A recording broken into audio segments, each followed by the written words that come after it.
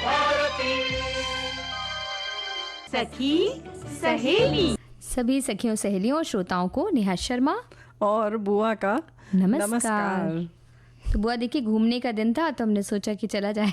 हाँ, कि आप अकेले कहीं नहीं जाने चाहिए, मुझे साथ लेकर ही हमेशा साथ लेकर ही चलते हैं। और अक्सर यही होता है कि तुम उसी दिन टपक पड़ती हो जिस दिन की कहीं घूमने जाना हो। हम बिल्कुल संकोच नहीं करते इन मामलों में। ऐसा है जी कि अब बहुत सारी चीजें जो हैं, श्रोता हमारे कार्यक्रमों को सुनकर कुछ चीजें आत्मसात करते हैं। और आजकल जो ये अभी इन्होंने जैसे दिखाया एक वानगी, ऐसे हमारे श्रोता लिखकर भेजते हैं सारे विषयों को, कुछ इसी तरीके से शीर्षक में समाहित कर लेते हैं जी। और हमारे एक साथी लिखते थे, अब बहुत सारे हमारे साथी लिखने लगे हैं ऐसे ही, मतलब उसी में सारे विषय आ जाते हैं। बड़ा अच्छा लगता है, आनंद आता है। ऐसा लगता है कि हम तो अलग अलग शीर्षक बताएं, उससे अच्छा वो सारी चीजों को एक साथ गूंथ देते हैं जी। और बहुत अच्छा लगता है, अच्छी तरह से सुंदर से गूंथते हैं जी। हाँ। जैसे आज के विषय हैं, वैसे हम विषय बता ही देते हैं, फिर श्रोताओं ने जिस तरह से पेश किया वो भी बता देंगे। तो आज के विषय है संकोच से बचें, और दूसरा विषय है बच्चों को वाहन देने से पहले सोचिए जी। और इसके साथ ही हम घूमने जाने वाले हैं चंपावत, और वो दिन जो आपको याद करना है, हमें याद करना है वो करना है हाँ, कि जब एक दूसरे की चीज हम लेते थे, देते भी थे, केवल लेने की बात नहीं है, लेने देने की बात है। उसमें कपड़ा भी हो सकता है, कोई सामान हो सकता है, जूते चप्पल हो सकते हैं, और भी बहुत सारी चीजें होती हैं, कंघी है, मतलब बहुत सारी चीजें होती हैं, लेनी ही पड़ती थी। तौलिया है, कभी ले लिया, कहीं घूमने जा रहे हैं, कोई खास तरीके का चश्मा चाहिए, गॉगल्स तो चाहिए, लिया जाता था। तो वो घर परिवार में जो भाई बहनों के बीच लेन देन होता था वो भी, और साथ में पास पड़ोसियों के साथ, क्योंकि वो तो परिवार का हिस्सा हुआ करते थे बिल्कुल होता था। और दोस्त तो बिल्कुल परिवार वालों से भी ज्यादा नजदीकी होते हैं, तो उनसे भी जो भी लिया दिया गया है वो सारी चीजें आप साझा करिए, बताइए हमें। और इसको बताने में आप बिल्कुल संकोच ना करें, क्योंकि हम तो चंपावत चल ही रहे हैं घूमने के लिए, है ना, क्योंकि हरी भरी वसुंधरा तो सभी को अच्छी लगती है। बिल्कुल खूबसूरत पहाड़ और मैदानों के बीच से होकर जब कल कल करती स्वच्छंद होकर बहती नदियां होती हैं तो वो तो बहुत ही खूबसूरत लगती है। साथ ही वन्य जीवों को लेकर पर्वतीय हरे भरे नज़ारे पर्यटकों को लुभाते हैं, और प्रकृति के बीच अलौकिक सुकून, शांति और शीतलता का एहसास लेने हम जा सकते हैं चंपावत। जी हाँ, उत्तराखंड राज्य का नगर मुख्यालय भी है। समुद्र तल से लगभग 1615 मीटर की ऊंचाई पर स्थित है।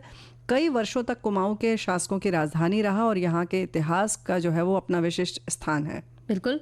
गुरु पादुका नामक ग्रंथ के अनुसार नागों की बहन चंपावती ने चंपावत के बालेश्वर मंदिर के पास तपस्या की थी, और उनकी याद में चंपावती का मंदिर आज भी बालेश्वर मंदिर समूह के अंदर ही स्थित है। वायु पुराण के अनुसार अगर बात करें तो चंपावती पुरी नागवंशीय 9 राजाओं की राजधानी थी।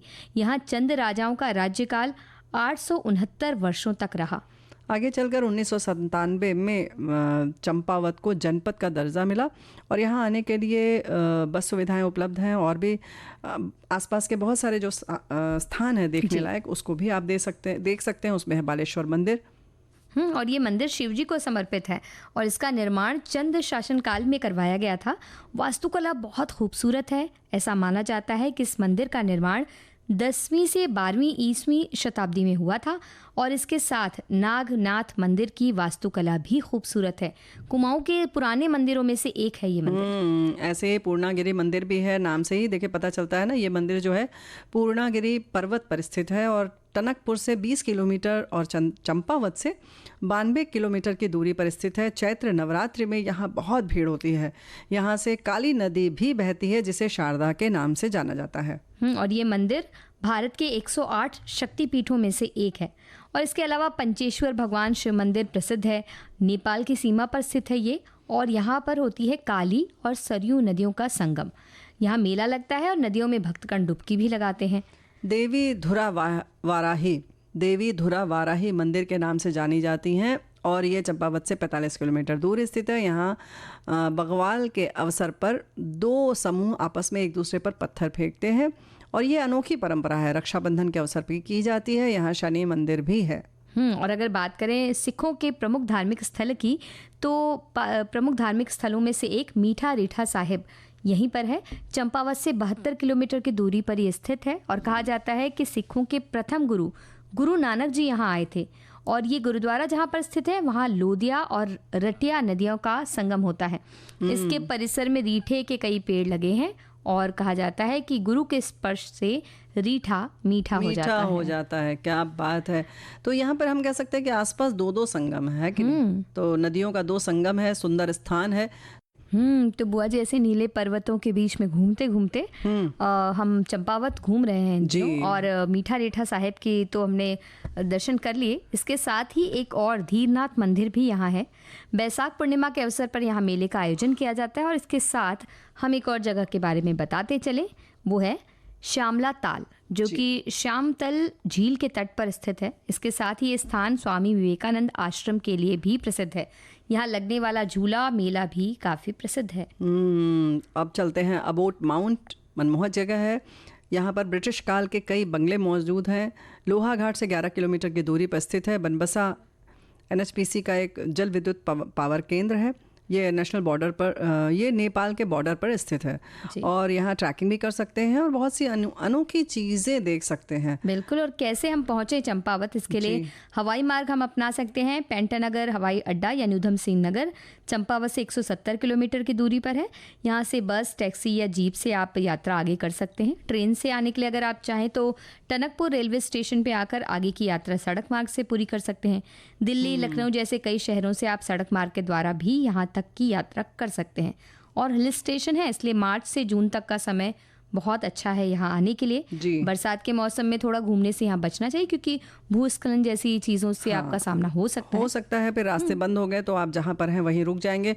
अगर आपको केवल निसर्ग आनंद लेना है प्रकृति का, तब आप जा सकते हैं कि कहीं आप बैठे हैं सिर्फ और आनंद ले रहे हैं। बारिश हो रही है तो उसका आनंद ले रहे हैं, हरियाली का आनंद ले रहे हैं। बादल भी नीचे आ जाते होंगे। बादल नीचे और चंपावत अगर आप गए हैं तो मसाले जरूर ले आइएगा, क्योंकि मसालों की व्यापक खेती यहाँ होती है। जीरा, धनिया, सौंफ, हींग, लाल मिर्च, काली मिर्च, गरम मसाले और अन्य कई मसाले यहाँ उत्पादित होते हैं। तो वहाँ जब आपको यहाँ पे खरीदारी करनी हो, मसाले लाने हो, तो संकोच बिल्कुल मत करिएगा। बिल्कुल भी नहीं। खास तौर से काली मिर्च लाना हो, लाल मिर्च लाना हो, क्योंकि संकोच, हमारे साथी लिख रहे हैं कि जब दिल की गहराइयों में डर छुपा हो, आगे बढ़ने की राह में अवसाद की छाया हो, तो संकोच से बचें। दिल की बातें खुद से कहें, खुद को खो दें और जीवन को जीने दें। अब जब आसमान की ऊंचाइयों में डर लगे और सपनों की पंखों को तोड़ने का ख्वाब लगे, तो संकोच से बचें, उड़ने की राह चुनें, अपने ख्वाबों को पूरा करने की आज़ादी पाएं। जब जीवन की लहरों में डूबने का खतरा हो तो अपनी मंजिल की ओर बढ़ने का रास्ता हो, और तो संकोच से बचें। जीवन में संकोच से बचकर आगे बढ़ें, खुद को खो दें और अपने सपनों को पाएं। वाह। और हमारे एक साथी कह रहे हैं कि सभी विषय रोचक हैं, चंपावत घूमने चलेंगे, इसमें संकोच से बचेंगे। बच्चों को वाहन देने से पहले सोचना जरूरी है, बहुत ही महत्वपूर्ण विषय है सभी। एक दूसरे की चीज़ का इस्तेमाल कब किया हमें तो याद नहीं। वैसे मुझे बहुत पसंद नहीं आता किसी की चीज़ का इस्तेमाल करना। मुझे ये भी बहुत पसंद नहीं आता कि मेरी चीज़ भी कोई इस्तेमाल करे। ये बहुत सारे लोगों में होती है। और कहीं बड़ी बहन में हो गई ना, तो छोटी बहन की तो बिल्कुल जिंदगी चौपट हो जाती है। पर हो सकता है उसकी जिंदगी अच्छी हो जाए, क्योंकि फिर छोटी बहन को नहीं तो बड़ी बहन के सब कपड़े पहनने पड़ते हैं। लेकिन जो छोटी बहनें होती हैं, छोटे भाई होते हैं, उनको बड़े भाई या बड़ी बहन जो होते हैं ना, वो बिल्कुल ऐसे आदर्श लगते हैं जैसे भगवान का स्वरूप लगते हैं। उनका कुछ भी मिल जाए प्रसाद के तौर पर, वो एकदम सर आंखों पर लेते हैं। अच्छा हो बुरा हो, वो बस भैया का है या दीदी का है। और ये जो बड़े भाई दीदी लोग हैं ना, अब यहाँ पर हमारे जो होंगे साथी लोग बहुत नाराज होंगे, लेकिन होता ऐसे ही दर्द है। और बड़े भाई बहन जो होते हैं उनको इसलिए तकलीफ हो जाती है कि छोटा जब कुछ लेता है तो वापस जब करता है तो फिर तो ऐसे ही देता है। हाँ, छोटा तो छोटा है जी, वो अपने मजे से लिया और कहीं भी रख दिया, कैसे भी दे दिया, तो ऐसा होता है। लेकिन फिलहाल जब हम बात करेंगे संकोच की, तो हमारे साथी ने भी अलग अलग बातें लिखकर भेजी है। उन्होंने लिखा है कि संकोच हमें करना चाहिए, किंतु हर जगह नहीं। गुरु से संकोच करने पर हमें पूरी शिक्षा नहीं प्राप्त होगी। वहीं दोबारा मांगने का संकोच करके आप आधा पेट भोजन करके भूखे ही उठ जाएंगे। संकोच केवल कुछ ही जगह पर दिखाया जाना चाहिए, जैसे बहू के घर में, अपने स्नान घर में जाते समय परिवार की स्त्रियों का होना, बाजार में औरतों की कुछ खरीदारी कर रही हैं, वे अपने पसंद की चीज़ें ले रही हैं, उस जगह छेड़छाड़ ना करें, सवाल जवाब ना करें। आप हट जाएं तो अच्छा होगा, लेकिन पत्नी से प्रेम दर्शाने में आपका संकोच आपके संबंधों पर ग्रहण लगा सकता है। कितनी अच्छी अच्छी बातें हमारे साथियों ने की। लेकिन बुआ जी, आपको पता आज एक बहुत ही खास दिन है क्या, जो बहुत से लोगों को पसंद आएगा। बताओ, संकोच मत करो तो बताओ। आज है विश्व आलू दिवस। तो आज के दिन सभी को आलू खाना चाहिए, क्योंकि आज विश्व आलू दिवस है। देखो, आलू जो ऐसी चीज़ है ना कि वो सब सब्जी के संग सजती है। आलू गोभी, आलू बैगन, आलू बुड़ा, आलू टमाटर, मतलब वो सबको पूरा कर दे, सबका दोस्त होता है आलू, सबका मित्र है, सब जगह मिलता है। कहते हैं पूरे विश्व में आलू ही ऐसा पाया जाता है, तो बड़ा मजा लगता है, अच्छा लगता है, खुश होता है, इसीलिए विश्व आलू दिवस मनाया जा रहा है। तो सबको बधाई दे देते हैं, बिल्कुल, केवल भिंडी को छोड़ के। भिंडी हमें लगता है बहुत कम लोग आलू के साथ बनाते हैं, पर वो भी उसके साथ अच्छी लगती है। पर भिंडी अपने एक अलग तरीके के कह सकते हैं कि अपने प्रजाति है जो वो कहती है कि मैं अकेली भी बहुत अच्छी लगती है और लोगों को पसंद भी आती है। लेडीज फिंगर नाम है ना अंग्रेजी में। तो इसलिए आज अंतर्राष्ट्रीय आलू दिवस की सभी को शुभकामना देते हैं और एक गीत चला देते हैं आलू के लिए। बिल्कुल। तो भाई संकोच में कहाँ से कहाँ क्या हो जाता है जी। ये बात फिर से करना ही पड़ेगा, क्योंकि इन्होंने लिखा है कि हम तो किसी भी बात में आज भी संकोच नहीं करते, आज भी वही शरारतें अपनी बात को धैर्य से रख कर सही समय आने पर कह देते हैं। किसी और को कहने के बजाय जिन्हें बोलना हो उन्हें ही बोल देते हैं।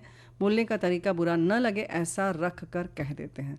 लेकिन कई बार बहुत से लोग बहुत चीज़ों में संकोच करते हैं, जिन चीज़ों में संकोच नहीं करना चाहिए उसमें भी करते हैं, क्योंकि उन्हें लगता है कि अगर ये बात हमने कह दी तो क्या होगा, अगर नहीं कही तो क्या होगा, ये किया तो क्या हुआ, वो किया तो, वो पहले से जो सोचते रहते हैं और उस चक्कर में कुछ नहीं करते, बाद में पछताते हैं।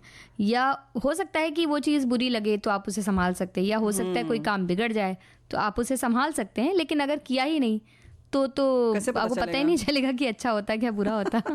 हो सकता है कुछ अच्छा हो रहा हो जो ना हो रहा है आपकी वजह से, या कभी कभी आपके संकोच की वजह से आपको भी परेशानी होती है, गलतफहमियां भी पैदा हो जाती हैं, और कभी कभी सामने वाले के बारे में भी आप गलत सोच रहे हैं, आपको पता ही नहीं कि वो है क्या दरअसल व्यक्ति, और आपने उससे पूछा नहीं, आप भी गलतफहमी का शिकार हो सकते हैं अगर आप संकोच में रह गए तो।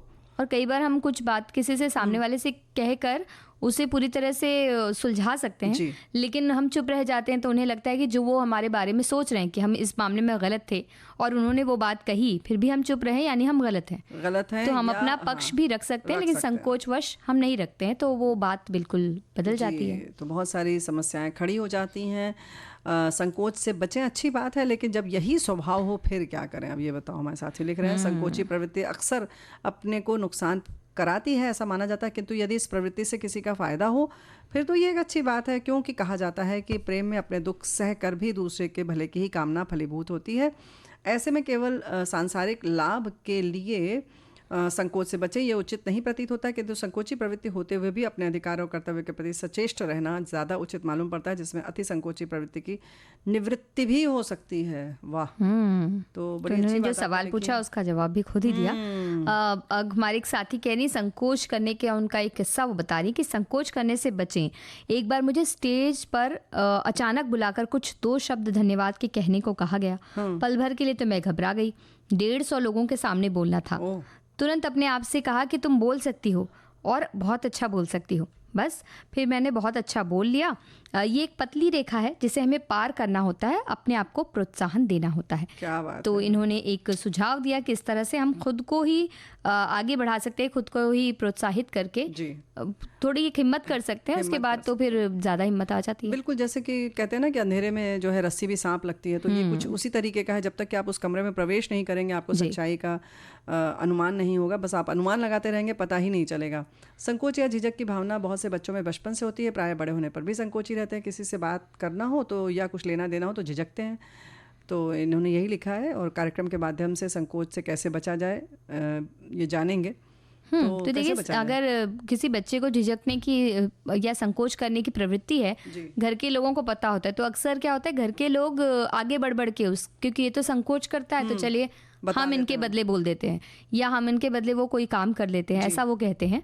तो इस वजह से बच्चे की प्रवृत्ति वैसी बनी रहती है, बजाय इसके जैसे कि हमारी सखी ने लिख भेजा, उन्हें अगर आप प्रोत्साहित करते हैं कि कोई बात नहीं, आप जाकर बोलिए, या आप छोटे छोटे तौर पे छोटे छोटे कदम करके, क्योंकि वो बचपन से वो संकोची हैं, तो बचपन से ही आप धीरे धीरे उन्हें उनकी संकोच की जो प्रवृत्ति है उसको दूर कर सकते हैं, प्रोत्साहित करके। बिल्कुल दूर अगर ना भी हो नेहा बेटिया, तो कहीं ना कहीं बहुत हद तक हम उस पर नियंत्रण तो रख ही सकते हैं। और सच बात है कि जब हम सोच लेते हैं कि ये तो बोलेगा ही नहीं, तो दूसरा बोल देता है, तो बेहतर है जैसे केवल नाम पूछने भर में, जब तक बच्चा बोले तब तक बड़े बता देते हैं इसका नाम ये है, वो बोल नहीं पाता, फिर उसको लगता है धीरे धीरे कि हम चुप रहें तो बेहतर है, और साथ में बोल भी देते कि ये तो नहीं बोलता है, इसे तो शर्म आती है, ये तो संकोच करता है, तो हम बोल देते हैं आपको इनको 2 रसगुल्ले दे दीजिए चाहिए। तो आप उनको ही बोलने दीजिए जी। तो वो धीरे धीरे आप उनको बोले तुम बोलो मैं साथ में खड़ा हूँ। हाँ। तो और इस या तरह तो से कर कभी सकते कभी हैं। थोड़ा सा आपको अपना कलेजा मजबूत करना पड़ेगा, अगर आपका बच्चा है या कोई भी मित्र भी है तो ठीक है, एक बार उसको नुकसान हो सकता है कि कुछ हो, जैसे अभी तुमने रसगुल्ले की बात कही तो नुकसान बहुत बड़ा है। अगर मीठा ना मिला हो, वो भी 2 रसगुल्ला, तो बहुत बड़ा नुकसान है। तो इस तरीके से जब कभी कोई एक आध छोटी छोटी परेशानी आएगी, वो वंचित रह जाएगा अपने सुख से या किसी भी चीज़ से, तो जाहिर है कि उसके बाद वो सजग रहेगा और उससे कहा जाएगा कि भाई हम लोग नहीं बोलेंगे, तुम्हें लेना है तो तुम खुद बोलो जी। तो धीरे धीरे उसको लगेगा कि नहीं, हमें तो अब बोलना ही पड़ेगा, और फिर जब मरता क्या ना करता तो बोलने लगेगा। तो कहीं ना कहीं बच्चा हो चाहे खुद भी आप भी हों, तो अपने आसपास इस बात को देखें कि पहली बात तो खुद आत्मविश्वास उसका जगाएं, और उसके संग संग ये प्रवृत्ति न पनपे, इसके लिए ज़रूरी है कि उसको छोड़ दें। तुम नहीं मांगोगे तुम्हें नहीं मिलेगा, तुम नहीं कहोगे घूमने हमें भी चलना है तो हम लोग नहीं ले जाएंगे, तुमको छोड़ देंगे, तब उसको लगेगा नहीं अब तो हमें बोलना ही पड़ेगा, है ना। बिल्कुल। तो इससे उन्हें ये समझ में आएगा कि उन्हें हाँ या ना दोनों जवाब मिल सकता है। हाँ। लेकिन फिर भी 2 विकल्प हैं, अगर वो नहीं बोलते हैं तो उनके लिए सिर्फ ना ही है। तो ये बात जब उन्हें समझ में आएगी तो वो एक कोशिश करने की कोशिश करेंगे और धीरे धीरे वो अपने आप ही संकोची प्रवृत्ति थोड़ी कम होती चली जाएगी। हाँ बिल्कुल हो जाएगी। और सच बात है कि आप सभी साथी समझते हैं कि बड़े होने पर ये संकोच वाली प्रवृत्ति किस तरीके से घातक होती है, ये तो समझ ही रखते हैं। बचपन में तो चलो ठीक है, 2 रसगुल्ले का ही बस नुकसान हुआ, आगे चलकर बहुत सारी जो सफलताएं हैं वो हमसे वंचित रह जाती हैं। तो प्रयास करें कि संकोची प्रवृत्ति न रखें, जो बात है स्पष्ट कह दें। कभी कभी सामने वाले को गलतफहमी है आपके बारे में, लेकिन संकोचवश हम अपना पक्ष रख ही नहीं पाते हैं, है ना। और हमारे एक साथी लिख रहे हैं कि मनुष्य के सबसे आम लक्षणों में से एक है झिझक। ये एक आम और सबसे ज्यादा नजरअंदाज किया जाने वाला मुद्दा है। प्रत्येक व्यक्ति को अपने जीवन में कभी ना कभी झिझक का अनुभव हुआ है। हम झिझकते हैं, हम सोचते हैं, हम विश्लेषण करते हैं, हम ठिठक जाते हैं। झिझक कभी कभी अच्छी भी हो सकती है क्योंकि ये हमें एक पल के लिए ये सोचने का मौका देती है कि हम क्या कर रहे हैं और इस पर हम काम करते हैं। हालांकि अक्सर हम बहुत लंबे समय तक ये अगर बनी रहती है और हमें अपने रास्ते पर अटका देती है। झिझक, डर, घबराहट और चिंता पर काबू पाना एक कौशल है जिसे सीखने और अभ्यास करने की आवश्यकता है। क्या बात है। तो सोचने, समझने और सीखने जानने के लिए बुआ जी ले लेते हैं एक अंतराल के बाद आप सभी का एक बार फिर से स्वागत है। विविध भारती पर आप सुन रहे हैं कार्यक्रम सखी सहेली।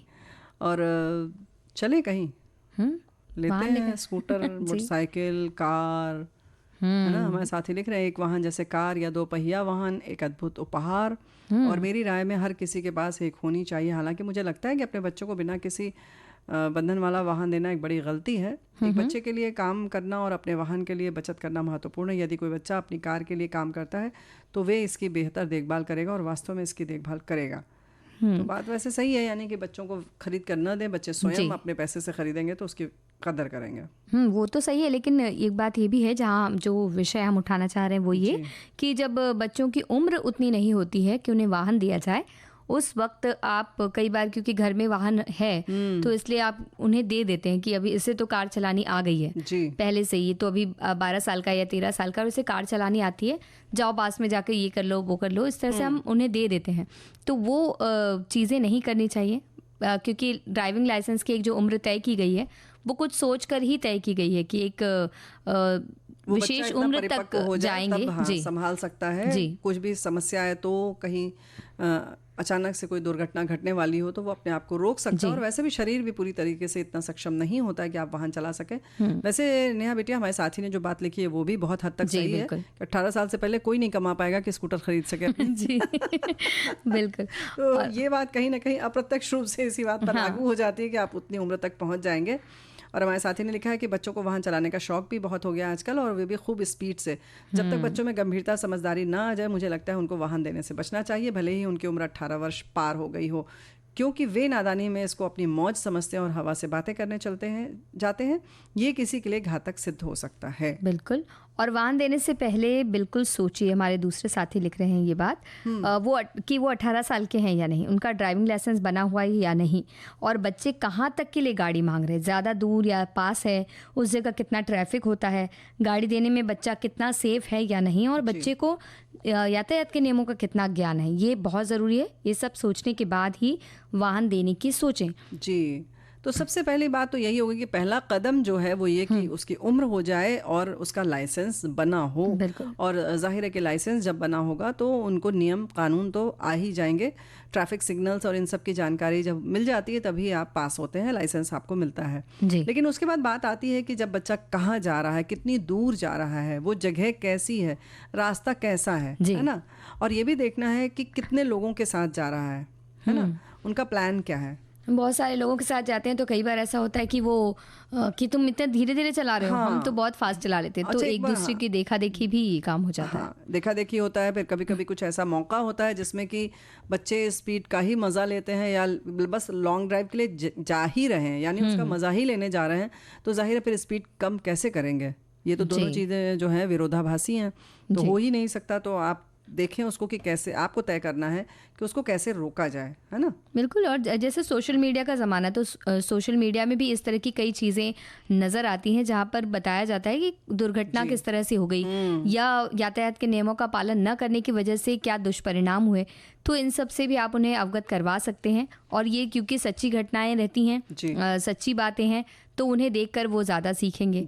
साथ ही आपके साथ जब वो वाहन में जा रहा है, जब कितना भी छोटा हो, तो आप यातायात के साधनों, यातायात के नियमों का पूरी तरह से पालन करते हुए चलें, क्योंकि वो बैठा बैठा सीख रहा है। आज उसकी उम्र नहीं है वाहन चलाने की, लेकिन वो देख रहा है कि लाल बत्ती थी और हमने पार कर लिया, तो कल वो भी कर सकते हैं। बिल्कुल करेगा ही करेगा, कर नहीं सकता, वो तो करेगा ही करेगा। और स्पीड की जहाँ तक बात हमारे साथी लिख रहे हैं कि स्पीड को लेकर जान लें, ये बच्चों की गाड़ी चलाते समय स्पीड को लेकर जरूरी जानकारी है। आज के समय में युवाओं में इसे लेकर काफ़ी क्रेज़ रहता है। अधिक स्पीड में गाड़ी चलाकर कूल बनने से जान भी जा सकती है। ड्राइविंग सीखते समय गाड़ी को नियंत्रण में कैसे रखें, किस स्पीड में चला है जिससे कि अचानक ब्रेक लगने पर गाड़ी नियंत्रण में आ जाए, इसके बारे में जानकारी देना बहुत ज़रूरी है। आमतौर पर 0 से 30 की रफ्तार में ही नए लोगों को ड्राइविंग करनी चाहिए। साथ ही पार्किंग लाइट्स ऑन करना ना भूलें। तो बहुत सारी चीज़ें हैं, सिग्नल जैसे आपको दाहिने मुड़ना है तो दाहिनी तरफ का इंडिकेटर आप दे दें। बहुत सारी चीज़ें हैं, ओवरटेक कहाँ से करना है, कहाँ से नहीं करना है ना।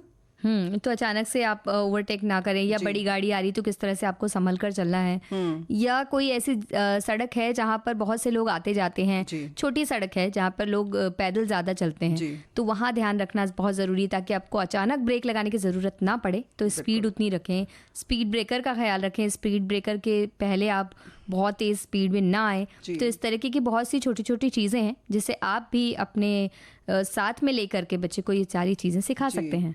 अच्छा, एक बात और है कि बच्चों को बताना, जैसे हम बार बार कह रहे हैं कि बच्चों को ये सारी चीज़ें बताएं, वो सारी चीज़ें बताएं, लेकिन जब ये भी नियंत्रण से बाहर हो जाती हैं या ज़्यादा हो जाती हैं, इनकी भी स्पीड एक होनी चाहिए और इनका भी एक पैमाना होना चाहिए। कि आप देखें कि ऐसा तो नहीं कि आपने इतना बोलना शुरू कर दिया कि बच्चा तो अब उसके विरोध में ही जाने लगा, कि इतना क्या उपदेश देना है। आपने 1-2 बार समझा दिया, फिर आपको, क्योंकि युवा बच्चे हैं, इनका जो मन होता है बहुत चंचल होता है, तो उनकी भी स्पीड, आपको मन की भी स्पीड उनके समझनी होगी और उसी के हिसाब से बताना होगा। कहीं आपने इतना बता दिया तो उन्होंने कहा जाओ अब तो हमें सुनना ही नहीं है, बोलो तुम लोग, हम अपनी मर्जी का करेंगे भाई कितना। तो ये जब स्थिति आ जाती है तो ये आपको देखना पड़ेगा और ये बच्चों के चेहरे के हाव भाव से समझ में आने लगता है। क्या बात है, अंत में साइकिल से भी तो आदमी गिर ही जाता है ना। जी बिल्कुल, इसलिए उस साइकिल में भी वाहन में ध्यान रखना बहुत जरूरी है। अच्छा, हाँ, इस पर तो ध्यान ही नहीं, संतुलन बनाए रखना बहुत जरूरी है। हाँ, यही तो हम भी कह रहे हैं कि साइकिल भी आती है, ऐसा नहीं कि सिर्फ हम वो जूं जूं जूं वाली बात कर रहे हैं, मोटरसाइकिल और कार की बात है। लेकिन फिलहाल जो है, जो भी वाहन दे, अब बहुत छोटा बच्चा होगा, देंगे आप उचक उचक के बैठेगा तो गिर ही जाएगा साइकिल पर। जी, और अब वो दिन याद करने की बारी आ गई जब बड़े भाई की साइकिल छोटे को मिल जाती थी, दोस्तों की साइकिल लेके चलाते थे। यानी कि कुछ लोगों को अच्छा लगता था, लेकिन कुछ लोगों को लगता था कि क्यों हम हमेशा उतरा हुआ पहने, हम हमेशा बहन की किताब से ही क्यों पढ़े, हमारी नई किताब क्यों नहीं आती है, भाई की किताब से ही क्यों पढ़े, उसमें खूब गोचागाची की हुई है। तो हाँ, नया चाहिए। खासकर जो छोटे भाई बहन होते हैं उन्हें लगता है हमेशा कि कुछ नया मिले। पर कभी कभी वो चाहते हैं कि बड़े भाई बहन की कोई चीज मिल जाए जो अच्छी लगती है, कि ऐसा लगता है ये मिल जाए, लेकिन वो मिलती नहीं है। और कितना भी, जैसे कि क्या होता था पहले, तो 2 बहनें हैं या 2 भाई हैं तो आ गया कपड़ा, प्रिंट एक सी होती है, बस रंग अलग होता था। तो हमेशा जो दूसरे वाला का जो रंग रहता था अच्छा वही लगता था, है ना। तो रहता ही है कि सामने वाले की चीज़ ज़्यादा अच्छी लगती है। हमारे साथी लिख रहे हैं कि वो दिन याद करो एक दूसरे की चीज़ों का इस्तेमाल किया हो, लेकिन मुझे तो किसी से कोई चीज़ मांगने या इस्तेमाल करने पर बड़ा संकोच होता है, जबकि सामने वाला बिना झिझक हमारी कोई चीज़ या वाहन इस्तेमाल करके मांग लेता है, तब हम झिझक कर रह जाते हैं और बड़ा गुस्सा आता है फिर। बात तो सही है। ये वाहन वाला मामला तो बड़ा गड़बड़ है। बिल्कुल, झिझक के मारे भी बहुत सारी चीज़ें में से फंस जाते हैं हम। हमारे एक साथी कह रहे हैं कि दूसरों की चीज़ों का इस्तेमाल, हमारे दिल में तो दूसरा कुछ होता ही नहीं था, पड़ोस भी अपना ही होता था। जूते के पॉलिश से लेकर जूता, चप्पल, दुपट्टा, इंस्ट्रूमेंट बॉक्स, पेन, सभी चीज़ एक दूसरे की हुआ करती थी। अच्छा। मोहल्ले में किसी घर का कुछ फंक्शन हो तो बर्तन चादर का आदान प्रदान हुआ करता था। भाई बहन भी अगर पैर के एक नाप हैं तो सभी एक दूसरे का सब पहनते थे। कभी किसी का अपना एक पर्सनल कुछ भी नहीं होता था, सब मिल बांट के पहनते थे। कभी कभी हमें इसमें बेहद झगड़ा भी हो जाता था, पर झगड़ा भी वहीं होता है जहाँ प्यार होता है। क्या बात है। ये हमारे साथी हैं जो बता रहे हैं, जो आदर्श स्थिति बता दी। बहुत कम जगह होता है ऐसा। इन दिनों तो बहुत ही कम होता है, इन दिनों तो बहुत ही कम होता है, लेकिन नहीं तो झगड़ा क्यों होगा जब मांगते ही नहीं है, लेते ही नहीं है, सब खुद ही मैचिंग का पहन रहे हैं, खरीद रहे हैं।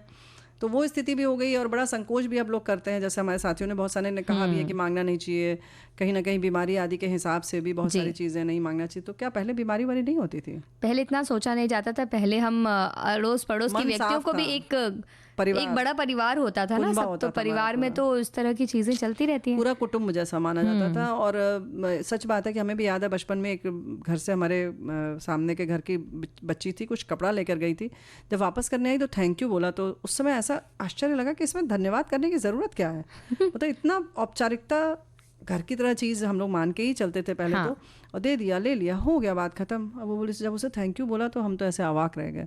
तो ऐसे भी दिन हम लोगों ने देखे हैं। और कि जाहिर है कि सब कुछ जैसे इन्होंने लिखा कि पूरे मोहल्ले के लोग, आस पड़ोस के लोग सब अपने होते थे। और बर्तन की जो इन्होंने बात कही, अगर मोहल्ले में किसी के घर में एक ही साथ मिलकर बैठकर सब पापड़ बना लेते थे, एक ही साथ मिलकर बैठकर सारी चीजें हो जाती थी। जिसके घर बड़े बर्तन है वो बड़े बर्तन ले लेते थे। तो ऐसे किस्से बहुत सारे हैं, लेकिन कुछ मज़ेदार किस्से भी आए हुए हैं ना। बिल्कुल, हमारे एक साथी कह रहे हैं कि मैं बचपन से अपनी चीज़ों का ही इस्तेमाल करता आया हूँ। एक बार परीक्षा में पेंसिल लाना भूल गया था। अच्छा। और टीचर के कहने के बाद भी मैंने किसी और विद्यार्थी से पेंसिल नहीं ली। उस विषय की परीक्षा में मुझे 0 मिला, लेकिन आज भी मैं अपनी ही चीज़ों का इस्तेमाल करता हूँ। 0 मिला तब भी नहीं समझे कि हाँ ले लेना चाहिए? जी बिल्कुल, हम तो ले लेते थे, क्योंकि हमें तो ये लगता था कि एग्ज़ाम में कहा जाता है कि 2-3 पेन इसीलिए लेकर आया जाता है ताकि कोई अगर ना लाए तो उसे दे दिया जाए। हाँ। या अगर आप नहीं लाए हैं तो कोई आपको दे दे। स्केल, पेंसिल, ये सारी चीज़ें तो ली जाती हैं, लेकिन हाँ लेना चाहिए। और 0 से तो अच्छा था कि कुछ नंबर मिल जाता, उसके आगे कुछ जुड़ जाता। बाद में उन्हें एक नई पेंसिल देते थे अगर इतना संकोच था तो। अरे लेकिन लिया ही नहीं ना इन्होंने, तो हमें तो बड़ा अफसोस हो रहा है। तो गलत बात है ना, पूरा साल बर्बाद हो गया। इससे तो अच्छा कि ले लेते। और एक बात और है कि पेंसिल जैसी चीज़ें या कोई भी ऐसी चीज़ें जो हैं वो बिल्कुल निराकार, जैसे मतलब ऐसा कुछ नहीं है कि उसमें कुछ चीजें अपना या दूसरे का ऐसा वो नहीं, जैसे बाजार से लाते हैं वैसे उस व्यक्ति से भी आप ले सकते थे जी। और अभी तक 0 मिलने के बाद भी आज तक आपने बदलाव नहीं किया, ये भी बड़ी आश्चर्य की बात है। वैसे हमारे साथियों ने अलग अलग ढंग से बड़ी मज़ेदार बातें लिखी हैं। दीदी जिस स्कूल में मैं पढ़ती थी वहीं मेरा नाम, हाँ दीदी जिस स्कूल में पढ़ती थी वहीं मेरा नाम भी लिखा दिया गया। सबने कहा दीदी की यूनिफॉर्म पहन लो, जूता दूसरी बहन का। मन में तो था कि नई यूनिफॉर्म मिलेगी, मगर खुशियों पर पानी फिर गया। 6 महीने बाद नई यूनिफॉर्म पहनने को मिली, तब बड़ी शान से सारी दोस्तों को बताया, देखो आज नई पहन कर आई हूँ। क्या बात है। हाँ ये भी बात है, ये भी एक थोड़ा दुख है, क्योंकि जहाँ नहीं चाहिए होती वो चीज़ें ज़रूर मिल जाती हैं और कई बार कुछ चीज़ें चाहिए होती हैं तो नहीं मिलती हैं। वो नहीं मिलती हैं। किताब कॉपियाँ तो चाहिए होती थी, क्योंकि ना उसमें वो फुट नोट लिखते थे ना, संस्कृति जैसे किताब है तो उसमें अर्थ वहीं लिखा होता था, तो लगता था मिल जाए तो सब पका पकाया मिल जाएगा, फिर से नहीं लिखना पड़ेगा। तो कई बार लेन देन तुम करोगे। हाँ ऐसा भी कर सकते हैं लेन देन, कई बार कि तुम ये ले लो हम वो ले लेते हैं, गोरा अंग ले ले। हमारे साथी कह रहे हैं कि आप किसी ना किसी बात पर बचपन का वो ज़माना याद करा ही देते हो। मैंने तो वैसे किसी की कोई भी चीज़ लेने से परहेज ही रखी, लेकिन मेरी बड़ी दीदी हमेशा से ही मेरी चीज़ें, खासकर चप्पल कपड़े पहन लेती थी। अच्छा। और चप्पल घर से लिफाफे में ले जा करके दूर जाके पहनती। अच्छा। और फिर अगर मुझे पता चल जाता जब भी कभी, तो फिर माँ पापा ही उस लड़ाई को मिटाते। ओहो हो, तो बड़ी बहन है आमतौर पर ऐसा नहीं करती है। ये तो हम पहली बार सुन रहे हैं, चलिए अच्छी बात है। और भाई ऐसा एक घर में और भी होता था कि वही चप्पल वाला मामला था। दोनों बहनें, छोटी बहन का पैर थोड़ा सा मतलब चौड़ा था, तो बड़ी बहन की जब चप्पल आती थी छोटी बहन नाप लेती थी और वो ऐसे चिन चिन चिन करती रहती थी कि नहीं नहीं नहीं नहीं नहीं मत पहनना, ढीली हो जाएगी ढीली हो जाएगी। तो मम्मी उसकी कहती थी नहीं नहीं बेटा तुम पहने दो छोटी वाली को, हम तुम्हारे लिए ला देंगे, लेकर आ जाएंगे नहीं तुम्हारे लिए। लेकिन वो कभी नहीं आती थी उसके लिए। और ये बात उसने अपने मम्मी पापा को बहुत बड़े होने के बाद बताई, कम से कम 30 साल की जब हो गई तब उसने कहा कि तुम ऐसे ही करती थी मम्मी बचपन से हमारे संग। तो कई बार ऐसा होता है ना कि छोटों का पक्ष ले लिया जाता है। हाँ। और कई बार बड़ों का ले लिया जाता है, क्योंकि बड़े इतने आदर्श होते हैं कि कहा जाता है कि इनके सामने तो तुम जो वो कह रहे हैं मान लो चुपचाप। वैसे ऐसा होता है। हाँ? बड़े भाई बहन का बहुत अच्छी सी छवि रहती है। उन्हें तो सब नया नया भी मिलता है ना, नया नया मिलता भी है, और वो एक जैसे एक तरीके से शासन वही करते हैं घर पर, कैसे क्या होगा कैसे नहीं होगा। और जैसे छोटा बच्चा आता है घर में तो उनमें बड़कपन आ भी जाता है। बिल्कुल। तो इस तरीके की बातें होती हैं। हमारे एक साथी कह रहे कि जब वो दिन याद करो जब हम एक दूसरे को सामान लेते और देते थे, इस लेन देन का तो मेरा बहुत ही प्यारा सा अनुभव है, क्योंकि मैं हॉस्टल में रहकर पढ़ी हूँ। हर समय कोई ना कोई वस्तु कम पड़ ही जाती थी। जब तक कि घर से वो चीज आ ना जाए, हम सभी एक दूसरे की वस्तुओं का इस्तेमाल करते थे, और आज भी हम सब याद करके बहुत खुश होते हैं। एक दूसरे के घर से आया अचार हो या नाश्ता बहुत ही प्यार से बांट कर मांग कर खाते और खिलाते थे। क्या बात है। तो भाई देखो, ऐसा है कि जो हमने बात की 0 नंबर वाले की, तो हमारे साथी ने लिख दिया कि बुआ जी साल बर्बाद नहीं हुआ, वो मासिक टेस्ट था। उस दिन के बाद मैंने ठान लिया मैं अपनी चीज़ों को कभी भूलूंगा नहीं। अब मैं टीचर हूँ और मेरे बैग में 1 दर्जन लाल काले नीले एक नोटबुक मार्कर पेन रहते हैं। साथ ही टीचर मांग ले तो मैं दे देता हूँ, पर किसी से पेन इत्यादि आज भी नहीं लेता। अटेंडेंस रजिस्टर पर अपने ही पेन से दस्तखत करता हूँ। तो ये तो बड़ी अच्छी बात है कि ये सबक जो आपको मिला उससे आपने इतना बड़ा सबक ले लिया। तो क्या बात और है। मासिक इंतजाम था इसलिए लेकिन हम फिर कहेंगे कि सामान किसी को जैसे आप देते हैं ले सकते थोड़ा तो कोई और लेता है कि नहीं आखिर आप बताइए। तो फिर मतलब वो गलत है कि कभी कभी कपड़े वगैरह पहनने में आप एक बार सोच सकते हैं कि आपको लगता है नहीं, बहुत से लोगों को नहीं अच्छा लगता, क्योंकि एक व्यक्ति की पहचान है और आपको थोड़ा सा उनके कुछ नहीं पसंद आती हैं। और सच बात है कि हमारे साथियों ने जैसे कहा कि इन्फेक्शन आने की संभावना है। लेकिन चीजें जैसे कि पेंसिल पेन टाइप की चीजें जो हैं वो आप इस्तेमाल में ला सकते हैं, और इस स्थिति में तो बिल्कुल ला सकते हैं। अब ये देखो 1 दर्जन खुद लेके घूम रहे हैं, और आप सबको देते हैं ना। हाँ, तो थोड़ा सा आप भी दिलदार बनिए। लेने के मामले में भी दिलदारी दिखानी चाहिए, केवल देने के मामले में नहीं। हमारे साथ ही किसी और को भी मौका दे, वो भी तो कहे कि हम भी देते हैं। हाँ, और हमारे एक साथी कह रहे हैं कि 7 भाई बहन थे हम, मेरा नंबर 3रा था, तो उस समय हम लोग तो उतरन ही पहनते थे। कभी कभार त्योहार पर नए कपड़े बन जाते थे, वही खिलौनों और पुस्तकों का भी यही हाल था। हाँ, अच्छा एक बात और है कि पहले तो पुस्तकें बदलती भी नहीं थी, तो वही किताबें चलती रहती थी, तो उसका फ़ायदा भी था। कभी कभी केवल अपने भाई बहन नहीं बल्कि मौसी के बच्चों से, बुआ के बच्चे जब होते थे बड़े, उनके भी चीज़ें हम लोग प्रयोग में लाते थे। कपड़े तो खूब एक दूसरे के आदान प्रदान किए ही जाते थे। और हमारी एक और साथी कह रही है कि आज से 40 साल पहले लिपस्टिक हर घर में नहीं होती थी। किसी लड़की को दिखाना होता तो लिपस्टिक एक मोहल्ले से दूसरे मोहल्ले तक मांगना पड़ता था। ये चीजें अब क्योंकि सौंदर्य की जो चीजें हैं जो बहुत ज्यादा ही जैसे होठों पर इस्तेमाल हो रही, आंखों पर इस्तेमाल हो रही, ये चीजें अब क्योंकि इन्फेक्शन इतना ज्यादा अलग अलग तरह के बढ़ गए हैं और हमारी रोग प्रतिरोधक क्षमता भी कम हो गई है और संवेदनशीलता भी थोड़ी थोड़ी कम होती जा रही है। तो इन सब चीजों से इनका इस्तेमाल तो हम आपस में नहीं करते, लेकिन लड़की दिखाने वाला मामला जो ये कह रहे हैं, अभी कुछ देर पहले भी जब हम विषय पर चर्चा कर रहे थे तो हमें बताया गया कि भाई जब ऐसा होता था तो किसी से क्रॉकरी सेट लेकर आया जाता था, किसी से चादर, मेज कवर वगैरह जो भी बहुत सुंदर सुंदर होते हैं सब लाया जाता था। सही बात तो यह कि पहले लोग सीमित संसाधनों में रहते थे और वो अच्छी बात भी थी कि मेज आदि का जैसे है या जैसे क्रॉकरी वगैरह, शीशे का सामान, बर्तन सब क्या नहीं होता था। यहाँ तक कि चम्मच नहीं होता था हम लोगों के घरों में। तो बचपन में हम लोगों के मुट्ठी से ऐसे शक्कर डाली जाती थी, बहुत स्वादिष्ट चाय बनती थी। इस स्वादिष्ट चाय के बाद एक गीत सुना दो तुम। बिल्कुल। हाँ, तो बुआ जी कुछ बोलिए। नहीं, लेन देन के विषय में हम कुछ नहीं बोलेंगे क्योंकि सब लोग अपनी अपनी राय पर बिल्कुल टिके हुए हैं और अच्छी बात भी है। जो जैसा हम तो बताएं बुआ जी, हम तो स्कूल के ज़माने में जब कई बार क्योंकि शनिवार के दिन सफ़ेद जूते और सफ़ेद कपड़े पहन के आने होते तो कई बार हम नहीं भी होते थे तो हम नहीं पहनते तो काले पहन के चले जाते तो वहाँ सज़ा मिलती थी। तो इसके लिए हम ये क्या करते थे कि पहले जो हमारे साथी होते थे वो पहले लाइन से आगे निकल जाते थे चेक करवा के और बाद में जूते भेज देते थे पीछे किसी हाथ से और हम फिर जूते बदल लेते थे और काले जूते अंदर चले जाते थे। तो इस तरह से हम सब मिलके एक दूसरे को बचा लिया करते थे और फिर इस बात में खुश रहते थे। तो ऐसा जिसकी जैसे निभ जाए बस वैसे ही रहिए। फिलहाल हम लेते हैं इजाजत दीजिए नेहा शर्मा बुआ को और स्वीकार कीजिए नमस्कार।